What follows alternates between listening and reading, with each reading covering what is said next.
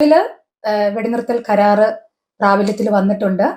തൽക്കാലത്തേക്ക് ഒരാശ്വാസം എന്നല്ലാതെ ഈ ഒരു യുദ്ധം തീർന്നു എന്ന് പറയാൻ നമുക്ക് പറ്റുമോ ഇല്ലയോ എന്നുള്ളത് സംശയമാണ്. കാരണം ഇസ്രായേൽ എന്ന് പറയുന്ന രാജ്യം തന്നെ എപ്പോ വേണമെങ്കിലും യുദ്ധം പൊട്ടിപ്പുറപ്പെടാവുന്ന ഒരു രാജ്യമാണ്. തർക്കഭൂമികളും തർക്കരാജ്യങ്ങളും തമ്മിലുള്ള പ്രശ്നങ്ങള് പെർമനന്റ് ആയിട്ട് തീരാതെ ഒരിക്കലും യുദ്ധം അവസാനിച്ചു എന്ന് നമുക്ക് പറയാൻ പറ്റില്ല. പ്രത്യേകിച്ച് ഒക്ടോബർ 7-ാം തീയതി ഹമാസിന്റെ നുഴഞ്ഞുകയറ്റത്തോടു കൂടി തുടങ്ങിയ ആ ഒരു യുദ്ധം ഇന്ന് വരെയും നീണ്ടു പോവുകയാണ്. അപ്പൊ അന്ന് തുടങ്ങി വെച്ചത് ഹമാസ് ആണെങ്കിൽ പോലും അതിന്റെ പിന്നില് ഇറാൻ ആയിരുന്നു എന്നുള്ളതും ബാക്കിയുള്ള എല്ലാ കാര്യങ്ങളും എല്ലാവർക്കും പകൽ വെളിച്ചം പോലെ അറിയാവുന്ന കാര്യമാണ്. ഇത് കൊച്ചുകുട്ടികൾക്ക് പോലും അറിയാവുന്ന കാര്യമാണ്.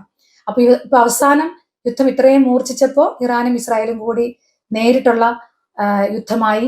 അതിപ്പോ ഏകദേശം വെടിനിർത്തൽ കരാറ് പ്രാബല്യത്തിൽ വന്ന് ഒരു സമാധാന പൂർണ്ണമായ ഒരു അന്തരീക്ഷത്തിലേക്ക് എത്തി നിൽക്കുന്ന ഈ ഒരു സമയത്ത് നമുക്ക് പറയാനുള്ളത്, ഇസ്രായേലിൽ നിന്ന് നമ്മൾ കാണുന്ന നേർക്കാഴ്ചകൾ അനുസരിച്ച് ഒരിക്കലും ഇത് ഇത്രയും നാളത്തെ അനുഭവങ്ങൾ വെച്ചിട്ട് ഒരിക്കലും ഇത് തീർന്നു എന്ന് നമുക്ക് പറയാൻ പറ്റില്ല.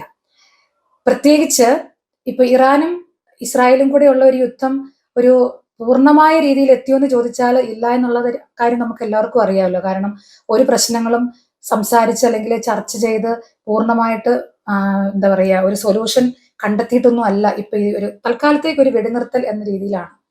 ഇനി ഹമാസ് ആണ് യുദ്ധം തുടങ്ങി വെച്ചത്. അതുകൊണ്ട് തന്നെ ഹമാസുമായിട്ട് വേറെ ഒരു എഗ്രിമെന്റ് അല്ലെങ്കിൽ അവരുമായിട്ടുള്ള ഒരു കരാറും കൂടി വരാതെ ഈ യുദ്ധം തീരില്ല.